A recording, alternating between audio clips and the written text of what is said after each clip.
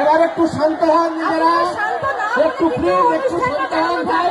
আপনাদের কথা মতো চলে এসছে, তোরা ঠেলাঠেলি করলে মঞ্চ ফঞ্চ সব ভেঙে যাবে ভাই। প্লিজ একটু নিজেদেরকে শান্ত রাখ।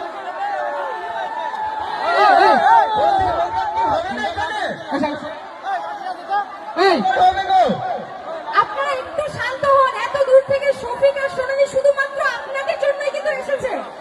আপনারা যদি শান্ত না হয়ে বসেন তাহলে কিন্তু অনুষ্ঠান আমরা চালাতে পারবো না, আমাদের কিন্তু চলে যেতে হবে। অনুষ্ঠান এখনো অনেক বাকি রয়েছে, আপনাদের জন্য অনেক কিছু রয়েছে। আজ আপনাদেরকে এন্টারটেইনমেন্ট দেওয়ার জন্যই কিন্তু আমরা রয়েছে, আর রয়েছে শফিক। তো আমরা শফিকের কাছ থেকে কিছু কথা শুনে নেবো। তো শফিক